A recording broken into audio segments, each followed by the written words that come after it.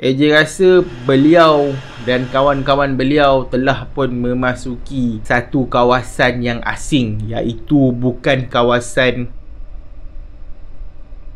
Okey baik, Assalamualaikum warahmatullahi wabarakatuh dan selamat kembali semula ke channel Farhan Jamal. Okey baik, pada malam ni FJ nak buat satu video berkaitan dengan kisah seram yang disampaikan oleh salah seorang followers kepada channel FJ ini, iaitu kalau tengok nama ni Encik Sepuntum. Okay, Encik Sepuntum nama sebenar FJ pun tak tahu, iaitu berkaitan dengan pengalaman seram beliau ketika melalui satu jalan ini, iaitu jalan daripada Lumut untuk menuju ke Ipoh. Jadi kalau ikutkan FJ rasa beliau telah pun tengok video FJ berkaitan dengan video jalan seram dekat Jalan Gelong Pupuyu dan sebagainya. Ada video FJ review jalan tersebut. Kemudian ada juga video FJ buat kisah seram, pengalaman orang yang mengalami kisah seram dekat jalan tersebut. Jadi atas kapasiti itu, beliau nak ceritakan akan pengalaman beliau ini kepada FJ dan kepada semua sekali berkaitan dengan pengalaman sebenar beliau ketika melalui satu jalan ini, iaitu jalan daripada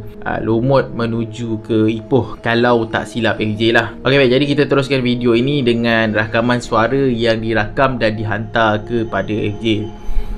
Okay, bismillahirrahmanirrahim. Assalamualaikum saudara FJ. Okay, kat sini saya nak berkongsi sedikit lah cerita tentang pengalaman saya pernah, orang kata pengalaman seram lah. Pendek cerita, pengalaman saya ni, saya dan kawan-kawan saya diganggu. Okay, semua cerita ni berlaku pada tahun 2019. Saya tak apa ingat antara 2019 ataupun 18. Tapi yang saya ingat waktu tu kami, saya dengan kawan-kawan saya, ada lagi 4 orang ke 5 orang macam tu lah. Duduk di asrama. So ceritanya mula waktu tu hari Jumaat. So kami daripada Ipoh decide untuk balik. Saya sebenarnya nak balik kampung. Lepas tu kawan saya pelawa. Oh, nak balik kampung ke? Boleh lah, aku bawa hang sekali. Aku pun nak pergi rumah makcik aku dekat Banjur. So kiranya rumah saya kat Teluk Intan. So tak apalah, satu jalan. So pergilah, mula-mula pergi rumah saya dulu, jumpa family saya, ambil barang. Lepas tu dah settle dekat rumah saya, pergi pula rumah makcik dia. Pergi rumah makcik dia. Lepas tu makcik dia kata, duduk kat sini kejap kan, pergilah mandi kat Teluk Batik dulu apa semua. So mandilah, mandi. Dah nak maghrib, kita balik rumah makcik kawan saya ni. And kita orang decide untuk balik malam tu juga. Kalau ikutkan esok cuti, boleh je kita orang nak bermalam, tapi dia orang nak balik. So saya ikut je lah, tak apa nak balik kan. So balik je lah. So kawan saya ni, dia tanya dekat sepupu dia, ada tak jalan yang orang kata jalan pintas ataupun jalan yang cepat lah nak sampai ke Ipoh ni. So sepupu dia cakap ada. Tapi sepupu tak cakap apa-apa pun, just cakap ada. Cakap ada je. So kita orang pun ikutlah jalan tu. Saya pun sejujurnya saya tak pernah lalu jalan tu, dan saya rasa mungkin tu kawan-kawan saya tu pun waktu tu kali pertama lalu kat situ. Jadi apa yang terjadi waktu tu, kita orang pun decide lah lalu. Lalu sampailah nak sampai satu simpang tu. Simpang tu gelap sangat, sangat gelap. Dan ni saya tanya kawan saya, sebab saya duduk sebelah driver. Saya tanya dia, Jap, hang betul ke nak lalu jalan ni kan? Betul lah, kita ni kan nak balik Ipoh kan. So baliklah. Balik tu maksudnya ikut je lah jalan tu. Sepanjang perjalanan kami tu, memang kita orang sebenarnya, saya dah mula rasa tak sedar hati. Dari mula-mula lagi saya tak sedar hati dah. Sejak start mula masuk kat simpang jalan yang hitam tu, kiranya yang lorong gelap tu, saya memang rasa tak sedar hati dah. Tapi kawan-kawan saya ni, dia orang seolah-olah macam tak ada apa-apa. Dia orang buka tingkap. Saya dah tutup dah awal-awal, tapi dia orang buka tingkap. Dia orang buka tingkap tu, dia orang main nyanyi-nyanyi. Pasal aku macam bising-bising sikit lah kan. Tu jalan tu makin lama makin, orang kata dah macam dalam kawasan hutan. So perjalanan tu saya rasa macam kalau ikutkan cerita yang sepupu dia beritahu, jalan tu sebenarnya sekejap aja sampai. Tapi saya rasa perjalanan waktu malam tu rasa macam panjang. Panjang sangat. Saya pun rasa macam kenapa rasa macam jauh je ni kan. So apa yang berlaku waktu tu, kawan-kawan saya tiba-tiba macam jadi hyper tau. Bukan hyper macam terkinja-kinja ke, terloncat-loncat macam mana, tak. Dia orang layan lagu dalam kereta, pasang lagu kuat, buka tingkap. Tapi saya jujur, bahagian saya memang tak buka tingkap. Saya dah mula rasa tak sedap. So sampai dekat nak naik flyover, waktu nak naik flyover tu, tiba-tiba saya macam pelik. Kawan saya semua diam. Saya dah rasa macam apa pasal korang semua ni diam. Lepas tu Memang jujur saya cakap, waktu tu saya dah rasa macam ada something yang tak kena. Waktu tu memang saya cakap memang ada sesuatu yang sedang macam ikut kita orang. Jadi waktu tu kawan-kawan saya ni semua senyap. Lepas tu kawan saya yang driver ni, Acap ni, dia tegur. Dia tegur nama saya. Dia tak tegur macam weh Zaid, weh tak. Dia tepuk saya. Dia tepuk perut saya. Dia suruh tolong azan set. So saya cakap, asal azan je, tolonglah. So saya pun azan lah. Azan habis azan tu, kita orang pun pasanglah surah. Adalah surah-surah kita pasang surah Fatihah. Kiranya surah yang untuk tenangkan jiwa. Lepas tu saya cakap dengan dia orang, dah tutup tingkap. So perjalanan kami tu, lepas je daripada tu, barulah kita orang nampak ada macam perkabungan sikit apa semua kan. So sampai je dekat, orang kata macam stesen minyak, kita orang cadang nak berhenti. Tapi member saya cakap, tapi kita teruskan perjalanan. Sebab kalau ikutkan dalam peta ni, sebenarnya kejap je, nak sampai Ipoh tu sekejap je. Tapi dia jadi lama, mungkin sebab situasi yang berlaku waktu tu.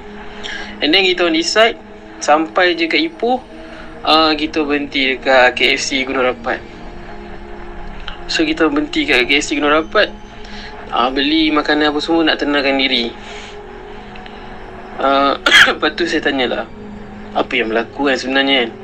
Tu kawan saya yang driver ni, dia cerita, sebenarnya aku tak nampak hampau semua dalam kereta ni. Maksud dia tak nampak tu, dia tak nampak diri kita orang yang dalam kereta tu. Dia sebab dia kata, aku tengok cermin belakang, kawan-kawan kita yang kat belakang ni, kawan-kawan kat belakang kita orang ni ada 4 orang ke, saya rasa 4 orang. Dia kata 4 orang ni senyap. Lepas tu tenung dia dalam keadaan yang orang kata macam marah. Ni kawan driver saya tu cakap, dengan keadaan sangat marah.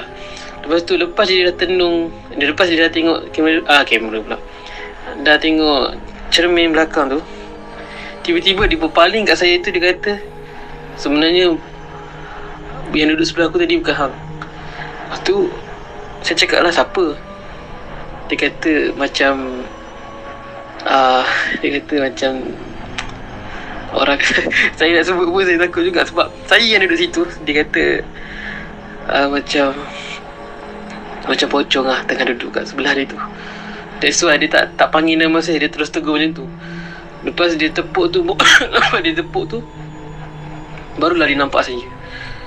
Kiranya lepas dia dah cerita apa semua tu, kawan saya seorang lagi buka cerita yang duduk belakang. Dia kata, sebenarnya aku pun dah nampak benda yang tak sepatutnya kita nampak tadi.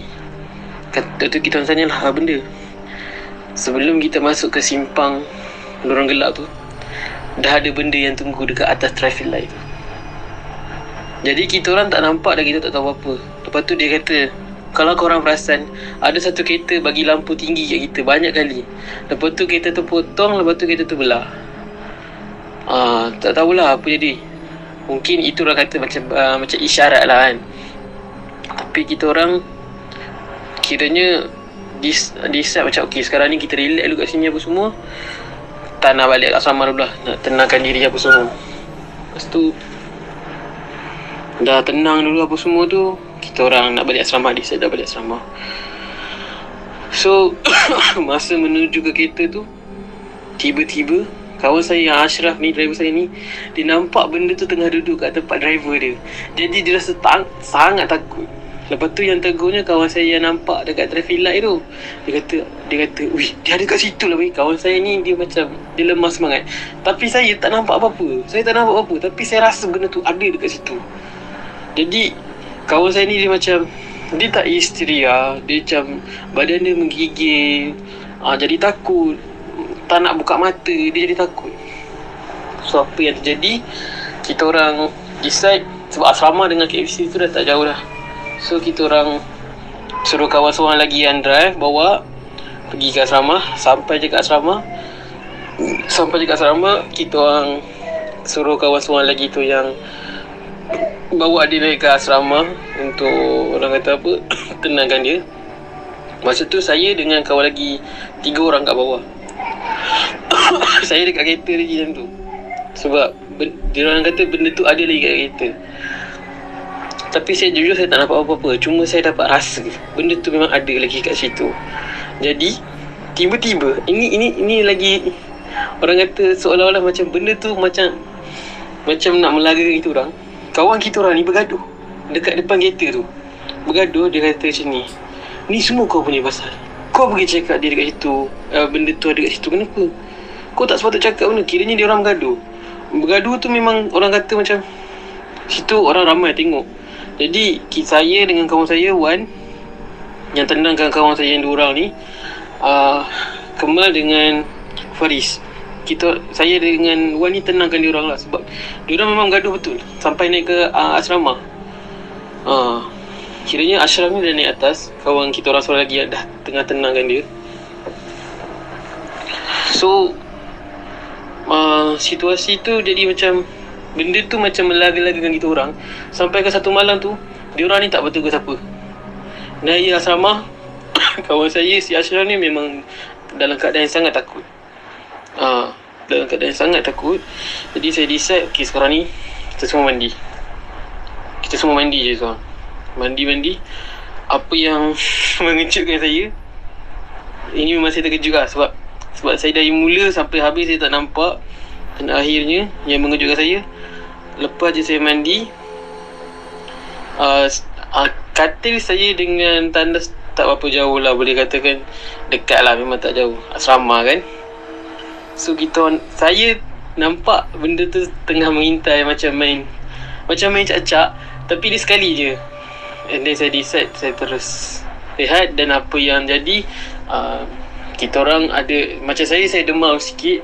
Tapi kawan saya yang driver ni, Ashraf ni, memang demam terus, memang tak boleh pergi kelas. Kawan-kawan yang lain alhamdulillah selamat. Cumanya saya nak cakap jalan tu memang saya pun first time lalu. Alhamdulillah lah, mujurlah kita semua selamat sampai. Tapi itulah, saya dari mula saya dah rasa ada benda tak kena. Saya nak tegur kawan-kawan saya sebab saya risau benda ni nak berlaku. Dan akhirnya dah berlaku. Tapi saya bersyukur sangat-sangat sebab kita orang dapat balik dengan keadaan yang selamat, walaupun ada gangguan. Dan alhamdulillah lah, kita orang pun tak lama tu kita orang okey. Tapi warden dia perasan lah, yang sebab warden waktu tu dia dekat luar, dia nampak kita orang apa yang jadi sampai gaduh-gaduh. Tapi alhamdulillah benda tu dah settle. So saya rasa itu sajalah pengalaman seorang saya. Saya harap kalau saudara FJ berkelapangan, kalau nak try lalu kat jalan yang peta saya letak ni, bolehlah. Waktu tu kita orang lalu time tu pun bukannya malam sangat pun, lepas maghrib. Tapi time tu memang kita orang jujur memang tak ada kereta langsung.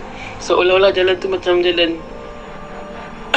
tu macam kita orang je ke lalu jalan tu. So tu, tapi sepanjang perjalanan tu pun ada juga benda-benda pelik yang saya nampak. Tapi saya tak tegur dan saya tak berapa ingat. Tapi itulah, benda nak jadi kan. So kita pun, saya pesan kat member saya, lepas ni kita kalau lalu hati-hatilah kan, tak payah nak sonok-sonok sangat. Sebab bila sonok sangat tu pun nampak itulah jadinya. Jadi saya rasa itu sajalah kot perkongsian kisah seram saya kepada saudara FJ. Kalau FJ ke lapangan nak lalu situ, bolehlah kot try. Tapi saya rasa kalau saya jujur saya memang tak nak lah. Sebab saya ni pun tak adalah berani sangat, tak adalah penakut sangat. Cuma ni saya tak yakin dengan diri saya. Sebab macam saudara FJ cakap, kita kena buat persediaan sebelum kita nak pergi sesuatu tempat. So saya rasa itu saja daripada saya. Yang baik itu datang daripada Allah, dan yang buruk itu datang daripada saya. So sekian. Assalamualaikum warahmatullahi wabarakatuh. Okey, baik. Itu sahaja penyampaian yang disampaikan oleh Encik Seputum berkaitan dengan kisah seram yang beliau alami.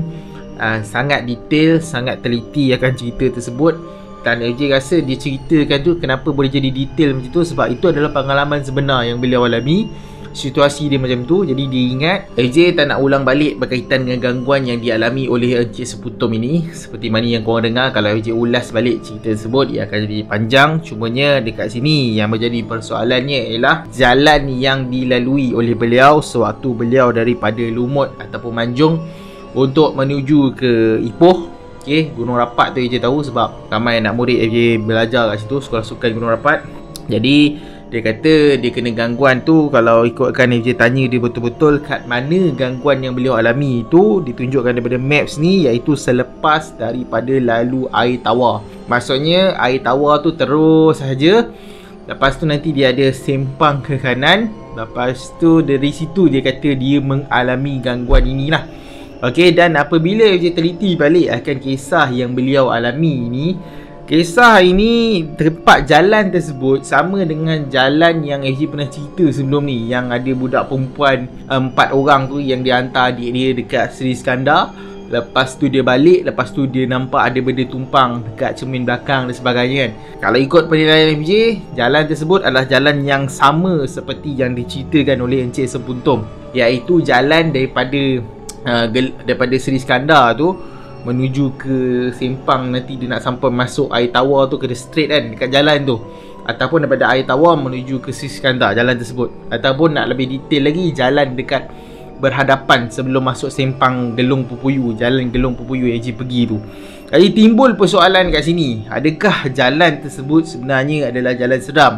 Untuk pengetahuan korang semualah, jalan itu yang daripada air tawar yang ditunjukkan ni, dia kata dia start daripada situ yang beliau masuk ke dalam lorong gelap. Jalan tersebut adalah jalan utama. AJ ulang balik, jalan tersebut adalah jalan utama. Sewaktu AJ pergi buat video jalan seram dan sebagainya pada pukul 2-3 pagi pun, ada kenderaan yang masih melalui jalan tersebut. Jadi dekat sini baru timbul persoalan. Okey, dia kata dia lalu jalan tersebut dan dikatakan jalan tersebut sunyi. Dan AJ sure kat korang, siapa-siapa pernah lalu jalan tersebut, memang jalan tersebut adalah jalan utama, bukan jalan sunyi sangat. Kemudian ada rumah orang kat tepi tu, lepas tu ada lampu jalan dan sebagainya. Kemudian ada juga akan orang kata kereta yang melalui jalan tersebut lah. Yang AJ pergi tu dulu, masa AJ pergi tahun 2010 ataupun 2011 gitu pun, waktu tu kami pergi dah pukul 11 malam ataupun 12 malam kot, tak pasti, tak ingat waktu kejadian tu. Pun ada kenderaan. Lepas tu kami balik daripada Teluk Batik pukul 2 pagi, 3 pagi pun, masa balik menuju ke Ipoh pun ada kenderaan lagi. Itu tahun 2010 ataupun 2011. Jadi timbul persoalan kat sini, kat mana jalan yang Encik Seputum ini lalu? Ini menjadi persoalan.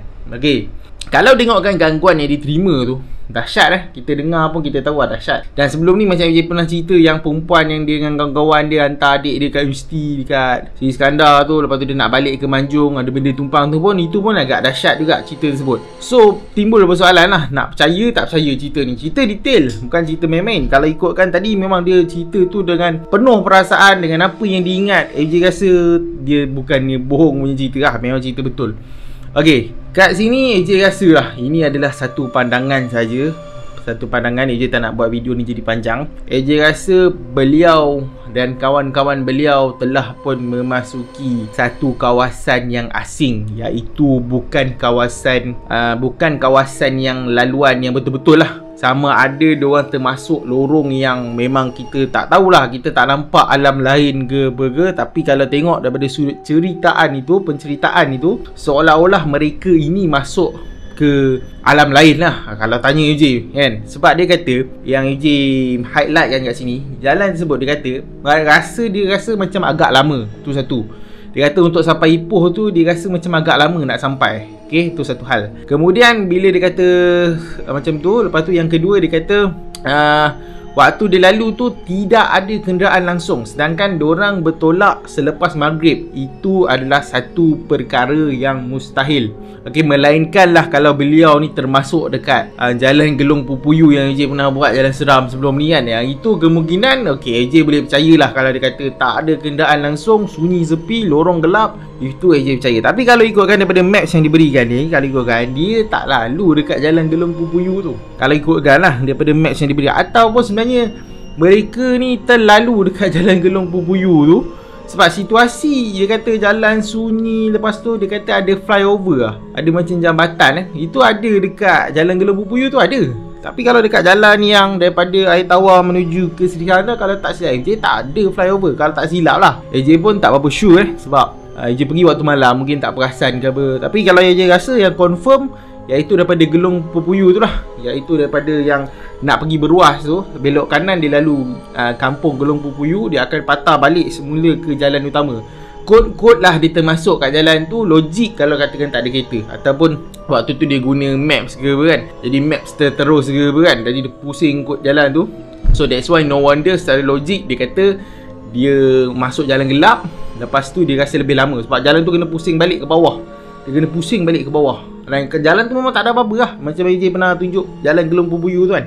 Kalau lah dia termasuk jalan tu. Kalau dia tak termasuk, AJ rasa memang agak mustahil kalau dikatakan tak ada kereta, lepas tu keadaan menyeramkan. Sebab jalan itu adalah jalan utama, orang kata highway Ipoh Lumut macam tu lah, jalan utama lah, jalan pun besar dan sebagainya. Agak mustahil. Ataupun dia masuk ke alam lain, itu adalah penilaian AJ lah. Jadi Elga sebenarnya tak nak ulas akan kejadian yang dia alami tu, cumanya agak macam macam dia kata empat orang hampir semua dalam kereta itu mengalami gangguan. Itu agak rare jugalah, sebab kalau katakanlah gangguan dalam kereta dan sebagainya, jarang satu kereta akan mengalami gangguan. Kadang-kadang ada seorang dua saja yang mengalami gangguan tersebut. Macam cerita yang sebelum ni, yang perempuan tu kan, yang driver tu saja yang nampak sesuatu dekat belakang kereta dia.